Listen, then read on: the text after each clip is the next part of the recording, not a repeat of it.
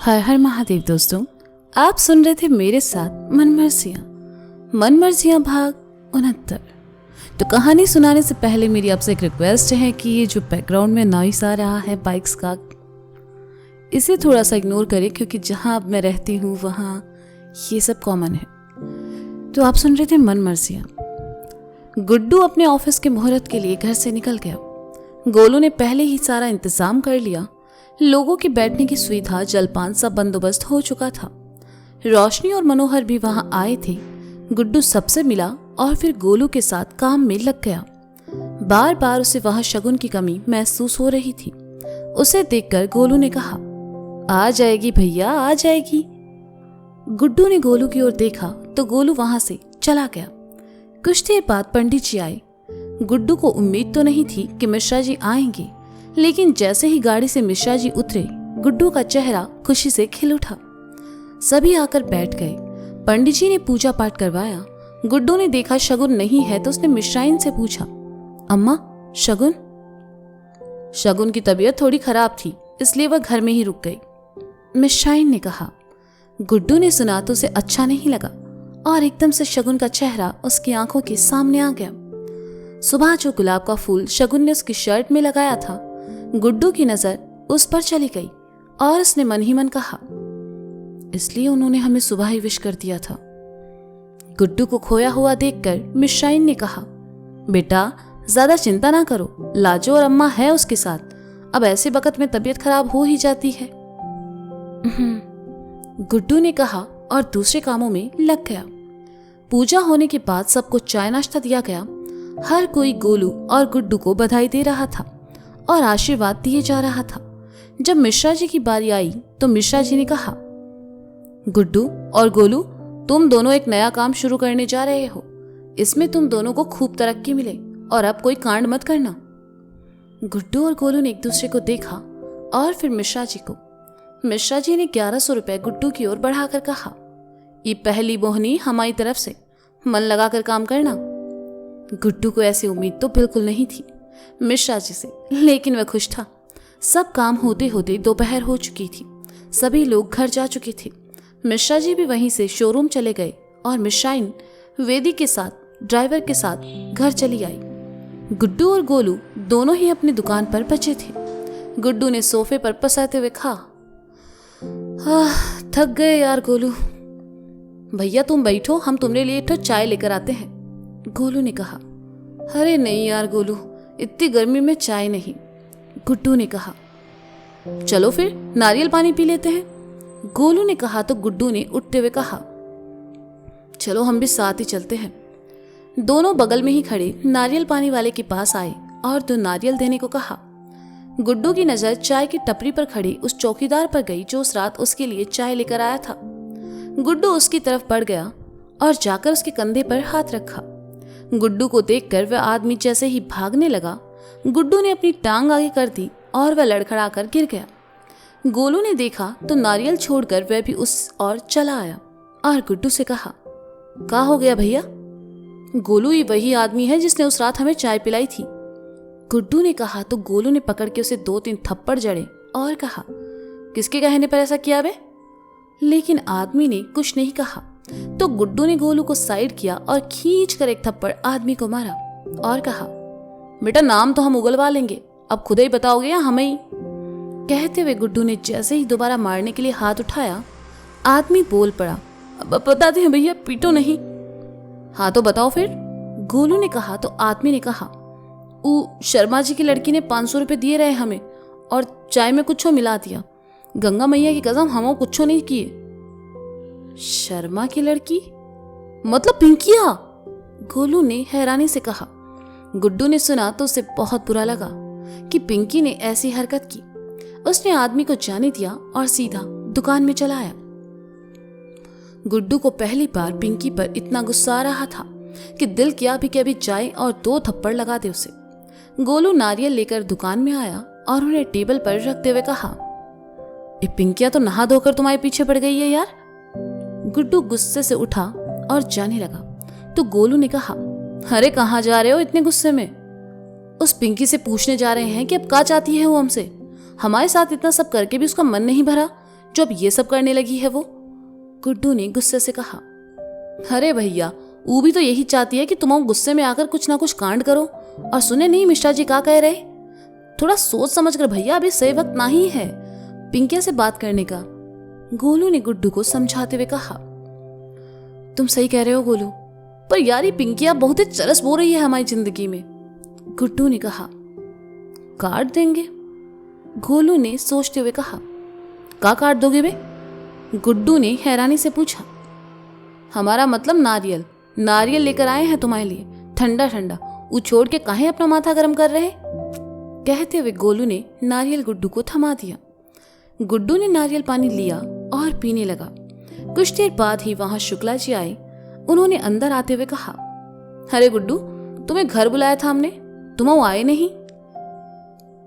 अरे चाचा, वो दुकान के काम में लगे हुए थे तो वक्त ही नहीं मिला, गुड्डू ने बहाना बनाते हुए कहा। जबकि शुक्ला जी उनकी रिश्तेदारी में थे और गुड्डू को रिश्तेदारों से कोई खास मतलब नहीं था। गोलू ने बैठने को कहा और पास ही चाय वाले को 2 चाय भिजवाने को कहा। कैसे आना हुआ? गुड्डू ने एकदम से सवाल कर लिया। परसों हमारे पोते का जन्मदिन है और हम चाहते हैं बड़ा आयोजन करना, लेकिन इस सब के लिए टाइम किसके पास है? बाद में पता चला कि तुम वो नया काम शुरू किए रहे हो, टेंट का। सोचा क्यों ना तुम ही वो बोहनी करा दे, शुक्ला जी ने कहा। शुक्ला जी के मुंह से टेंट का नाम सुनकर गुड्डू को मन ही मन बहुत गुस्सा आया, लेकिन चुप रहा और कहा। हाँ क्यों नहीं, बताइए क्या करना है? बर्थडे पार्टी है तो उसका अरेंजमेंट करना है, डेकोरेशन से लेकर खाने पीने तक सब तुम्हें को देखना है। बताओ कितना खर्चा होगा? शुक्ला जी ने कहा। तो गोलू और गुड्डू ने सारी जानकारी ली और फिर बजट बता दिया 50,000। शुक्ला जी भी पैसे वाले थे, इसलिए खुशी खुशी मान गए और 5,000 एडवांस देकर चले गए। गुड्डू ने गोलू को गले लगाते हुए कहा। गोलू, पहला ऑर्डर मिल गया। हाँ भैया, कुछ भी कहो, मिश्रा जी का हाथ बहुत शुभ है हमारे लिए, गोलू ने कहा। जी बात तो है गोलू, अब वो दिन दूर नहीं जब बड़े बड़े लोग हमारा इंतजार करेंगे मिलने के लिए। हालिशान घर होगा, बड़ी बड़ी गाड़ियां होंगी, ऐशी ऐश होंगी, गुड्डू ने ख्याली पुलाव पकाते हुए कहा। गोलू आकर बैठा और बर्थडे पार्टी की लिस्ट बनाने लगा। दोपहर बाद गुड्डू को शगुन का ख्याल आया तो वह घर जाने लगा। गोलू ने कहा। भैया हम भी चलते हैं, भाभी को दोनों साथ में बताएंगे। ठीक है चलो। गुड्डू और गोलू दोनों साथ घर चले आए। मिश्रा जी उस वक्त शोरूम में थे। गोलू ने आकर लाजो से चाय बनाने को कहा और गुड्डू सीधा ऊपर चला आया। शगुन अपने कमरे में सो रही थी। गुड्डू ने देखा शगुन सो रही है। जैसे ही वह जाने के लिए पलटा, उसकी उंगलियां शगुन के हाथ से छू गई। शगुन को बुखार था। गुड्डू ने उसका सर छूकर देखा, जो कि भट्टी की तरह तप रहा था। गुड्डू के छूने से शगुन जाग गई और उठते हुए कहा। आप कब आए? बस अभी थोड़ी देर पहले। तुम्हें तो बुखार है, गुड्डू ने कहा। वो बस ऐसे ही, थकान की वजह से। मैं ठीक हूं, शगुन ने कहा, जबकि वो ठीक नहीं थी। गुड्डू कुछ कहता इससे पहले ही गोलू वहां आ पहुंचा और शगुन के बगल में बैठते हुए कहा। अरे भाभी, मजा आ गया। पहला दिन और पहले दिन ही हमें ऑर्डर मिल गया, पर हम आपसे बहुत ही नाराज हैं। आप आई क्यों नहीं आज वहां? सॉरी, मेरी तबीयत ठीक नहीं थी इसलिए, और फिर माँ जी ने भी मना कर दिया, शगुन ने कहा। अरे आपको तो बुखार है, चलो चलो डॉक्टर के पास चलते हैं, गोलू ने शगुन के सर को छूकर कहा। अरे मैं ठीक हूँ गोलू जी, शगुन ने कहा। गुड्डू भैया जैसे ना सुनेंगी, इट्टो काम करो, इन्हें उठाओ और नीचे लेकर चलो, गोलू ने कहा। तो गुड्डू शगुन को उठाने के लिए तैयार भी हो गया, लेकिन शर्म के मारे शगुन ने ही पीछे हटते हुए कहा। मैं चलती हूँ। गोलू और गुड्डू शगुन को लेकर नीचे चले आए। मिश्राइन से हॉस्पिटल जाने की बात कहकर गुड्डू शगुन के साथ वहां से निकल गया। गोलू भी मिश्रा जी की स्कूटी लेकर उनके साथ हो लिया। घर से 15 मिनट के रास्ते पर हॉस्पिटल था। गुड्डू ने बाइक रोकी और शगुन के साथ अंदर चला गया, पीछे पीछे गोलू भी। रिसेप्शन पर आकर डॉक्टर के बारे में पूछा तो वहां लड़की ने मुस्कुराते हुए कहा। बड़े दिनों बाद दिखाई दिए गुड्डू। गुड्डू को बाद में देख लेना, पहले ये बताओ डॉक्टर साहब कहाँ है? गोलू ने गुड्डू को साइड करके लड़की से कहा। तो लड़की ने मुंह बनाकर कहा। डॉक्टर साहब राउंड पर गए हैं, 10 मिनट लगेंगे, बैठो। गुड्डू और शगुन आकर वहीं पड़ी कुर्सियों पर बैठ गए। शगुन को वहां बैठा देखकर अजीब सा महसूस हो रहा था। उसने कहा, गुड्डू जी मैं ठीक हूं, घर चलते हैं ना प्लीज।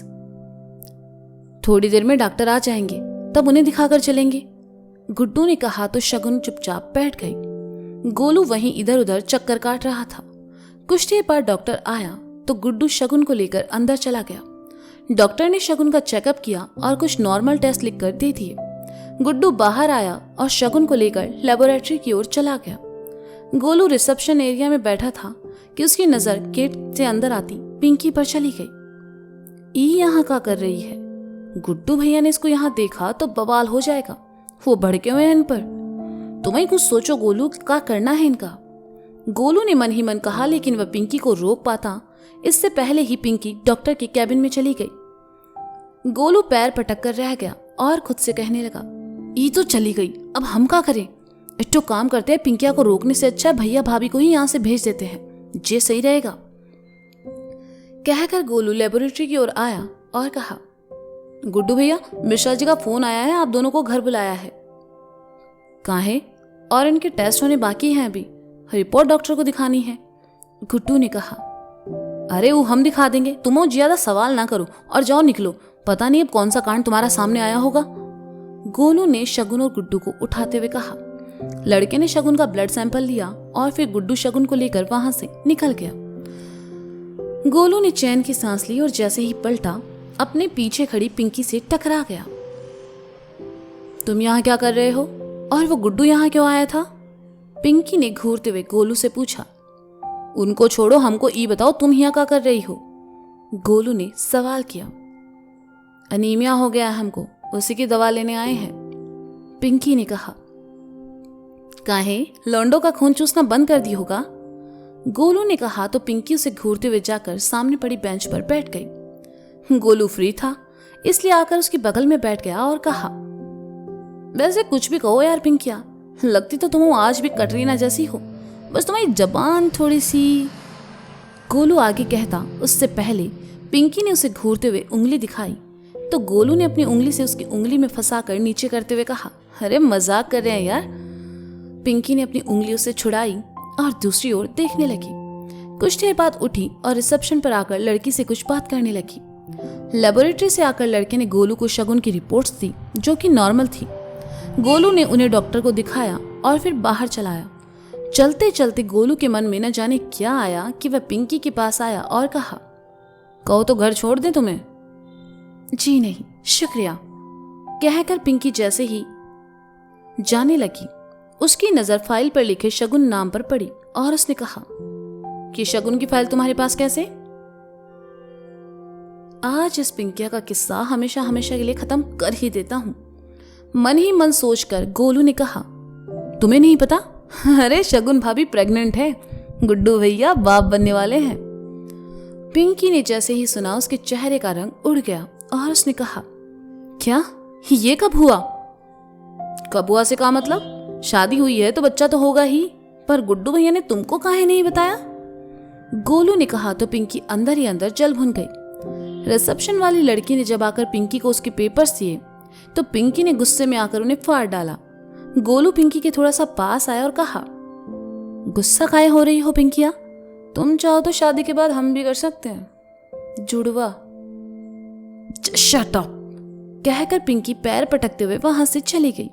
गोलू ने पीछे से आवाज देकर कहा, अरे कसम से हमने तो दोनों बच्चों का नाम भी सोच लिया है। पिंकी ने कोई जवाब नहीं दिया और वहां से चली गई और गोलू हंसते हुए शगुन की रिपोर्ट्स और दवाइयां लेकर बाहर चला आया। गुड्डू और शगुन घर आए लेकिन मिश्रा जी तो वहां थे ही नहीं। शगुन को आराम करने का बोलकर गुड्डू नीचे आया। इतने में उसके फोन पर पिंकी का फोन आया। पिंकी का नंबर देखते ही गुड्डू का गुस्सा चढ़ गया और उसने कहा, आज तो इस पिंकी का किस्सा ही खत्म कर देंगे हम। लेकिन गुड्डू कुछ कह पाता इससे पहले पिंकी शगुन के प्रेग्नेंट होने की बात को लेकर गुड्डू पर बरस पड़ी और फिर फोन काट दिया। गुड्डू को समझ नहीं आया कि पिंकी को ये सब किसने बताया। उसने दोबारा पिंकी को फोन लगाकर पूछा तो उसने गोलू का नाम बताया और कहा कि आज के बाद उसे फोन ना करे। अब तो गुड्डू को पिंकी के साथ साथ गोलू पर भी गुस्सा आ रहा था। उसने फोन जेब में डाला और बाइक लेकर निकल गया। बाबू गोलगप्पे वाले के पास गोलू से गोलगप्पे खाते दिखाई दे दिया। गुड्डू ने आकर उसे पीटना शुरू कर दिया। 2-3 घूंसे पड़ने के बाद गोलू ने पूछा, अरे भैया क्या हो गया, मार काहे रहे हो? पिंकिया से क्यों कहा तुम कि शगुन प्रेग्नेंट है? अक्ल नहीं है तुम में? गोलू सब नाटक था साले, तुम पिंकिया के सामने कुछ भी बक दिए। गुड्डू ने गुस्से से कहा। गोलू को अब समझ आया कि उसने कितनी बड़ी गलती की थी। वह भूल गया था कि शगुन सच में प्रेग्नेंट नहीं थी। उसने गुड्डू के पास आकर कहा, सॉरी भैया, हम भूल गए थे और वो ओवर एक्साइटमेंट के चक्कर में बोल दिए ये सब। तुम्हारी ओवर एक्साइटमेंट के चक्कर में हमारे तो लग गए ना, गुड्डू ने कहा। गुड्डू की बात सुनकर गोलू उसके थोड़ा करीब आया और धीरे से कहा, हम तो कहते हैं एक आध बच्चा पैदा कर लो, नाटक सच हो जाएगा। गोलू की बात सुनकर गुड्डू ने उसे घूरते हुए कहा, साले यहीं पटक के पेल देंगे तुमको।